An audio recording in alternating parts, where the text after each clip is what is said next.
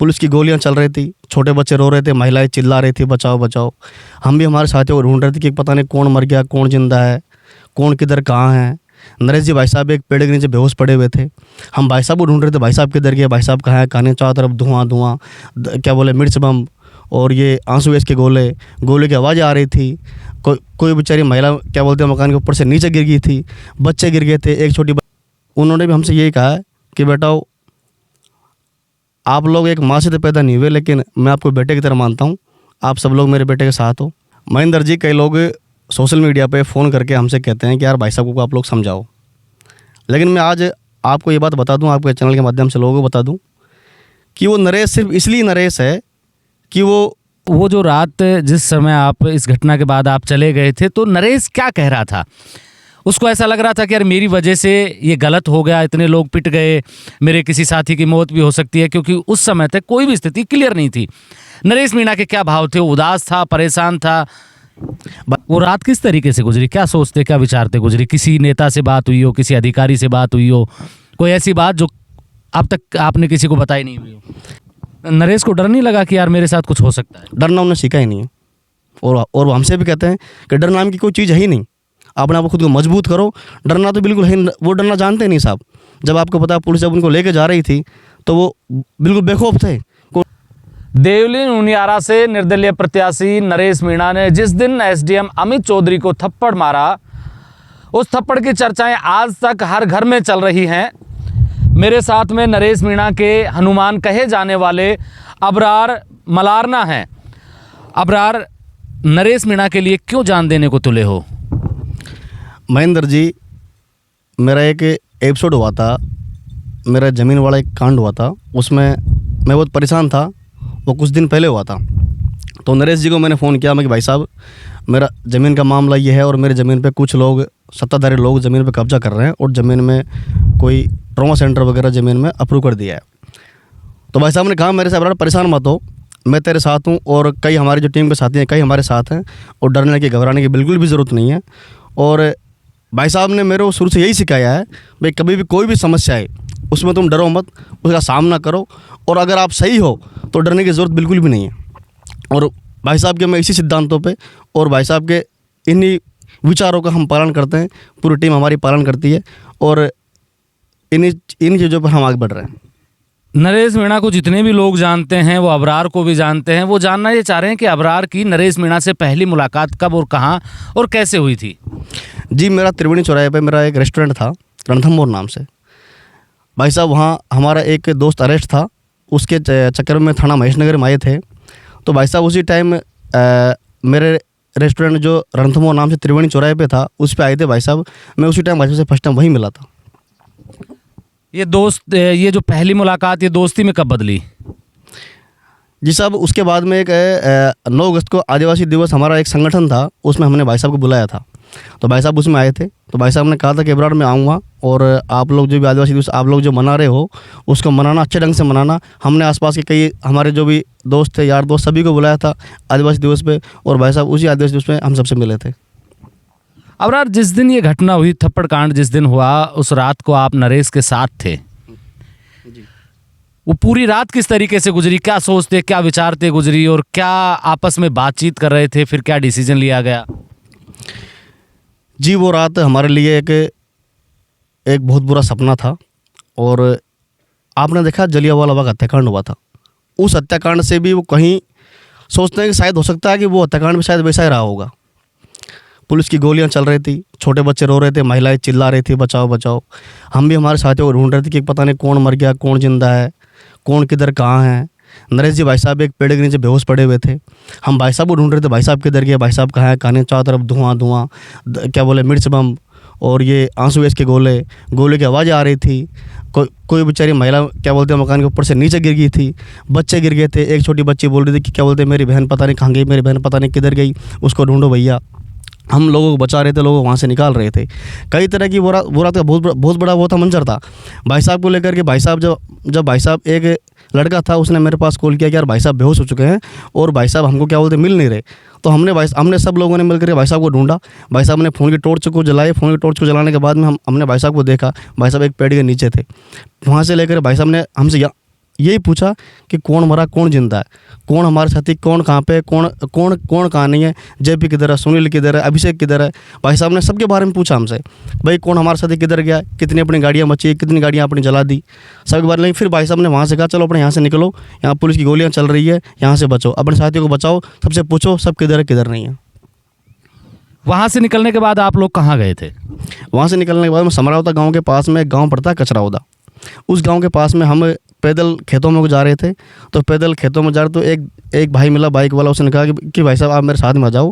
फिर वो बाइक वाला दोस्त हमको लेकर के उसके घर पे गया, उसके घर पे जाकर बैठे थे हम। फिर रात भर हम क्या बोलते रात भर हम वहीं रहे, उसके घर पे रहे, वहीं रात में खाना खाया। भाई साहब परेशान थे बिल्कुल भी। नहीं, वो जो रात जिस समय आप इस घटना के बाद आप चले गए थे, तो नरेश क्या कह रहा था? उसको ऐसा लग रहा था कि यार मेरी वजह से ये गलत हो गया, इतने लोग पिट गए, मेरे किसी साथी की मौत भी हो सकती है, क्योंकि उस समय तक कोई भी स्थिति क्लियर नहीं थी। नरेश मीणा के क्या भाव थे? उदास था, परेशान था? भाई साहब बहुत परेशान थे।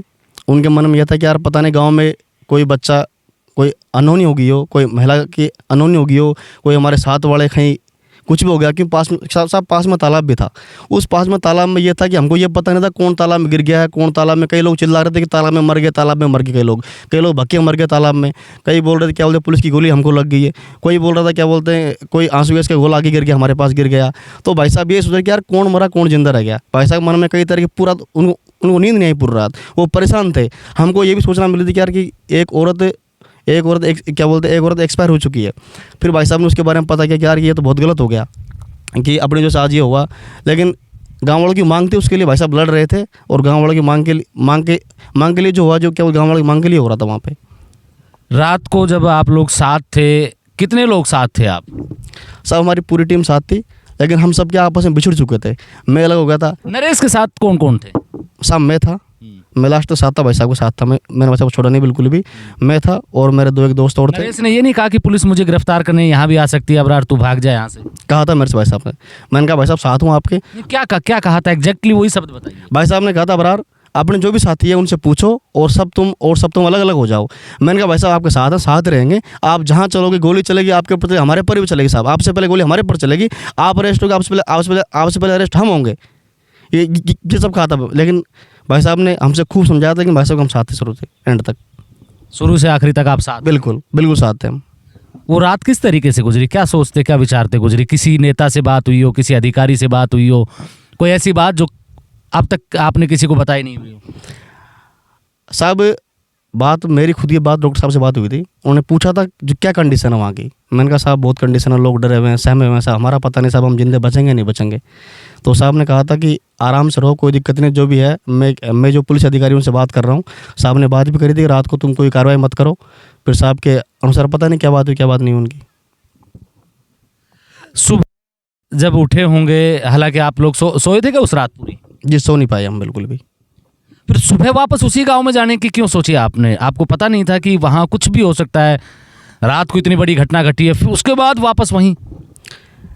साहब महेंद्र जी नरेश जी का उन्होंने ये बोला था उस टाइम कि मैं गांव वालों को अकेला छोड़ नहीं सकता। अगर मैं आज इनको छोड़ गया तो फिर ये लोग मेरे पर भरोसा कैसे करेंगे।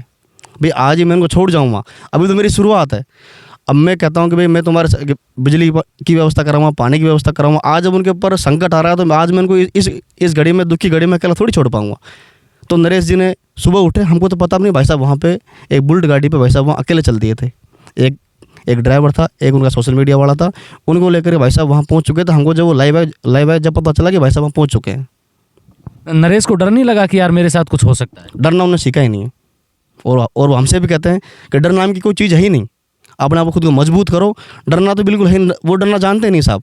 जब आपको पता पुलिस जब उनको लेके जा रही थी तो वो बिल्कुल बेखौफ थे, कोई डर था ही नहीं उनके मन में बिल्कुल 1% भी। अबरार, आप नरेश मीणा के हनुमान कहे जाते हैं। क्या आपको लगता है कि एसडीएम को थप्पड़ मारना एसडीएम को थप्पड़ मारकर नरेश मीणा ने ठीक किया? महेंद्र जी आपने फिल्में देखी होगी, फिल्मों में जब आम आदमी किसी नेता को, किसी अधिकारी को जब थप्पड़ मारता है तो ताली की गूंज होती है। ताली की गूंज क्यों होती है?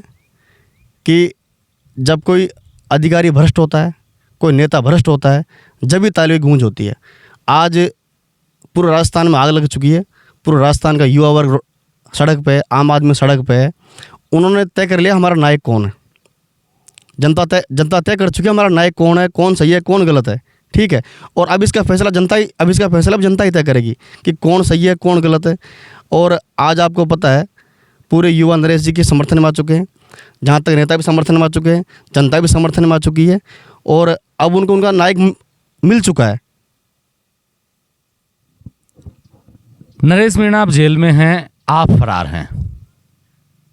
नरेश मीणा से जो मिल के आए हैं उन लोगों से आपकी बातचीत हुई होगी, क्या बताया नरेश मीणा ने, क्या महसूस कर रहे हैं वो अब? कि भाई साहब बढ़िया है, वो बोल रहे हैं कि भाई मैं बढ़िया हूँ, अच्छा हूँ, बाहर जो भी कंडीशन है उनको संभालो, बाहर देखो, कोई हमारे साथ किसी तरह के डरे नहीं, डरने की ज़रूरत नहीं है बिल्कुल भी, जो हो रहा है जो अच्छा हो रहा है और आगे भी जो होगा अच्छा होगा। ऐसी भी अफवाहें उड़ी थी कि नरेश मीणा के साथ में थाने में मारपीट की गई थी, आपको क्या पता है इसके बारे में? जी नरेश जी कोई आदतन अपराधी नहीं है, ना कोई मर्डर किया उन्होंने, ना किसी को कोई परेशान किया। वो तो एक भ्रष्ट सिस्टम के खिलाफ लड़े हैं। और कोई अधिकारी, अगर कोई लोग ये अफवाह उड़ा रहे हैं कि भाई नरेश के साथ मारपीट की है, बिल्कुल कोई भी किसी ने टच भी नहीं किया, इसके मैं गारंटी लेता हूँ। आगे का क्या प्लान रहेगा? मान लीजिए कि चुनाव का नतीजा आएगा, चुनाव नरेश मीणा जीतते हैं या हारते हैं, उसके बाद की क्या रणनीति रहेगी? हार जीत तो जनता के वोट तय करेंगे, हमारी किस्मत पेटी में बंद है, उसका 23 तारीख को पता चलेगा। और हमको भरोसा है और हमको लग रहा है हम चुनाव जीतेंगे, और चुनाव जीत के ही नरेश जी जेल की सलाखों से बाहर आएंगे। उसके बाद में जो भाई साहब को जो आदेश होगा जो उनकी पालना करेंगे। मैं एक वीडियो देख रहा था जिसमें नरेश मीणा के पिताजी रो रहे हैं, लोगों से हाथ जोड़ रहे हैं। आपकी बातचीत होती होगी उनके पिताजी से, क्या कह रहे हैं वो? उनसे तो बातचीत हुई होगी या होती भी होगी, तो क्या आदेश है उनका? क्या कहते हैं वो कि नरेश को आप समझाते नहीं हो, मनाते नहीं हो, वो ऐसा क्यों करता है, क्या कहते हैं वो? जी उनसे बातचीत भी हुई है और मेरी भी उनसे फ़ोन से बात हुई है। मैंने कहा अंकल जी आप किस्मत वाले हो जो आपको ऐसा बेटा मिला है, और कई माँ बाप भी सोचते होंगे यार हमको भी ऐसा बेटा मिलता। तो मैंने कहा अंकल जी डरने की ज़रूरत नहीं है, आपके साथ में आज पूरा राजस्थान आपके साथ में खड़ा है, पूरे युवा आपके साथ में खड़े हैं, पूरी जनता आपके साथ में खड़ी है। और हम खुद को भी किस्मत वाले मानते हैं कि हम नरेश जी के साथ में काम करते हैं और उनके छोटे भाई बन करके उनके साथ में रहते हैं। उनकी जो भी चीज़ें होती हैं साथ में मिलकर लड़ते हैं, मिलकर बांटते हैं, हर चीज़ों में साथ में रहते हैं। नहीं, उनके पिताजी के शब्द हैं, वो क्या चाहते हैं, वो क्या कहते हैं? पिताजी के वर्ड ये हैं कि अब मेरा बेटा बिल्कुल सही है, और मेरे को मेरे बेटे पर गर्व है कि मेरा बेटा आज एक इन चीज़ों के खिलाफ लड़ रहा है, खराब सरकारी तंत्र के खिलाफ आज वो लड़ रहा है। और उन्होंने भी हमसे यही कहा है कि बेटा आप लोग एक माँ से तो पैदा नहीं हुए, लेकिन मैं आपको बेटे की तरह मानता हूँ, आप सब लोग मेरे बेटे के साथ हो, और मुझे आगे भी उम्मीद है कि आप सब लोग मेरे बेटे के साथ में ऐसे ही भाई बन के उनके साथ में आगे तक रहोगे। ये नरेश मीणा ने जो चुनाव लड़ा, इसकी गूंज पूरे राजस्थान में रही। लोगों ने देखा कि जब उनका जो काफिला निकल रहा था, जिसको रोड शो बोलते हैं, बड़ा लंबा चौड़ा काफिला रहा, रोड शो रहा, कितने लोग उसके चुनाव कैंपेन में बाहर से, मैं जब उनका इंटरव्यू करने गया था तो मुझे अलवर के भी 3-4 गवर्नमेंट कर्मचारी मिले जो वहाँ पर नरेश मीणा का जहाँ ऑफिस था, कार्यालय था, वहाँ पर कप प्लेट धोने का काम कर रहे थे नरेश मीणा के लिए। कितने लोग बाहर से नरेश मीणा के लिए गए थे? साहब कई लोग ये कहते हैं कि ये जो भीड़ है, जो बाहरी भीड़ है, उसके लिए मैं आपसे ये कह दूं कि नरेश जी ने व्यवहार कमाया है, किसी और नेता के लिए तो लोग क्यों नहीं आते? और भी लोग लड़ रहे हैं चुनाव, उनके लिए नेता क्यों नहीं आते? और बाहरी कोई नहीं था, बाहरी जो उनके जो पर्सनल यार दोस्त थे वो ही थे, उन्होंने पूरा चुनाव संभाल रखा था। भाई साहब ने हमसे कहा था ये चुनाव में आप लोगों के भरोसे लड़ रहा हूँ। नरेश जी जब उनको टिकट नहीं मिला था तो वो वहाँ से हताश होकर, परेशान होकर, मायूस होकर वो आ चुके थे, और वो बिल्कुल उन्होंने कहा था मैं चुनाव नहीं लड़ूंगा, अब मैं घर जा रहा हूँ, खेती करूँगा और मेरी खेतीबाड़ी संभालूंगा मैं। उसके बाद में हमने कहा भाई साहब अब मुझे ये बताओ कि नरेश मीणा का वो वीडियो मैंने भी देखा था, जब टिकट नहीं मिला था तो वो कह रहे थे कि मैं चुनाव नहीं लड़ूंगा। ये चुनाव लड़वाने का आइडिया किसका था? किसने कहा कि नरेश तुम चुनाव लड़ो? वही बात मैं आपको बताना चाह रहा था अभी कि भाई साहब वहाँ से परेशान होकर आ चुके थे, मायूस होकर। तो हम जो 4-5 लोग थे उनने मिलकर के भाई साहब से कहा भाई साहब आप परेशान मत होइए, हम सभी दोस्तों को, सभी युवाओं को, सभी जो भी लड़के हमारे, हम उन सबको बुलाते हैं, हम उनकी राय जानते हैं, उनका मशवरा जानते हैं, वो क्या कहते हैं, हम वो इस बारे में क्या कहेंगे। उसके बाद में हमने चाय पे चर्चा की, सबको जवाड़ से के लिए बुलाया। जवाड़ से के लिए बुला करके हमने सभी जो भी हमारे यार दोस्त थे, जो मिलने वाले थे, भाई साहब के मिलने वाले थे, हमारे मिलने वाले थे, सबसे हमने पूछा कि भाई आप लोग ये बताओ, हम चुनाव लड़े या ना लड़े या बैठ जाए, क्या करें? तो लोगों ने कहा भाई साहब, अगर कोई सी पार्टी अगर आपको गारंटी देती है कि टिकट हम देंगे, आने वाले टाइम पर टिकट हम देंगे, तो आप चुनाव मत लड़ो, आप बैठ जाओ। लेकिन उसकी गारंटी क्या है कि आपको टिकट मिलेगा? और अगर मान लो टिकट नहीं मिलता है तो फिर आप अगर अभी 5 साल आप चुनाव नहीं लड़ोगे तो आपको लोग भूल जाएंगे, कौन याद करेगा आपको? इसलिए खुद को साबित करने के लिए, खुद के बारे में बताने के लिए आपको चुनाव लड़ना चाहिए। हार जीत तो खैर किस्मत की बात है, क्या होता है क्या नहीं होता है, लेकिन आपको आगे बढ़ना चाहिए। तो सभी लोगों ने यहाँ से सभी लोग इकट्ठे हुए, पूरे युवा इकट्ठे होने के बाद में सभी हम चले उनियारा की ओर चले। वहाँ जाकर भाई साहब वहाँ के जो लोग थे, हमको उम्मीद नहीं थी वहाँ इतने लोग मिलेंगे, लोकल लोग हमको। हम यहाँ से मात्र, हमारी गाड़ी थी मात्र 4 गाड़ियाँ, 4 गाड़ी लेकर के हम यहाँ से गए थे। लेकिन वहाँ जब गए, हम नामांकन भरने हम गए, तो हमको अथाह बीड़ी मिली। उनियारा देवल ने हमको जो प्यार दिया, जो सम्मान दिया हमको, वो हमेशा हमको याद रहेगा। वो हम उनके हमेशा ऋणी रहेंगे कि उन्होंने हमको इतना आदर सम्मान दिया, इतना प्यार दिया, आधी रात पे हमारे लिए वो खड़े रहे। इसके लिए वो हमेशा हम उनके ऋणी रहेंगे इस चीज़ के लिए। अबरार, नरेश जिस तरीके की भाषा का इस्तेमाल करता है, राजनीति में ऐसी भाषा को बड़ी हे दृष्टि से देखा जाता है। आप समझाते क्यों नहीं नरेश को कि नरेश आप अपनी भाषा के जो भाषा का स्तर है इसको संयमित करो? महेंद्र जी, कई लोग सोशल मीडिया पे फ़ोन करके हमसे कहते हैं कि यार भाई साहब को आप लोग समझाओ। लेकिन मैं आज आपको ये बात बता दूं, आपके चैनल के माध्यम से लोगों को बता दूं कि वो नरेश सिर्फ इसलिए नरेश है कि वो खुद की मर्ज़ी से काम करता है, जो उसके मन को भाता है वो करता है, वो किसी की नहीं मानते, वो उनके जो अच्छा होता है वो करता है। और जब उन्होंने कुछ काम किया, उनकी मर्ज़ी से जो काम किया है ना, उसका परिणाम भी बाद में अच्छा ही निकला है। ये हमने कई बार देखा है। हम भी सोचते हैं कि यार अगर हम रोकते भाई साहब को तो हो सकता है काम गलत होता, लेकिन बाद में जब वो काम होने के बाद में जब उसका परिणाम निकल के आते हैं तो सोचते हैं यार ये सही है। और कई जगह हमने रोका भी तो भाई साहब ने कहा यार कि तुम मेरे को मेरे हिसाब से काम करने दो। कई चीज़ें भी हुई है तो हमने भाई साहब की क्या भाई साहब आप इस काम को ऐसे नहीं, तो भाई साहब इस काम को आप ऐसे कर लो। लेकिन वो आज जो कर रहे हैं वो सही कर रहे हैं और बिल्कुल सही है। वो क्यों, उनको हम सही मानते हैं कि बिल्कुल वो सही है। और वो आज सबकी दिलों में जगह बना रखी है, सबके दिलों में जगह इसलिए बना रखी है कि वो खुद की मन मर्जियाँ करते हैं, खुद को जो उनको अच्छा लगता है वो करते हैं। और नरेश भी सिर्फ नरेश इसीलिए है, वो नरेश भी। ये देखिए, नरेश सिर्फ इसलिए नरेश है क्योंकि वो अपने मन की करते हैं, जो उनको ठीक लगता है वो करते हैं, तभी इतने लोगों का काफिला उनके साथ है। मेरे साथ में नरेश मीणा के हनुमान कहे जाने वाले अबरार हैं। आप मेरे साथ देख रहे हैं ब्लैक एंड वाइट सच। मैं महेंद्र यादव। जय हिंद, जय भारत।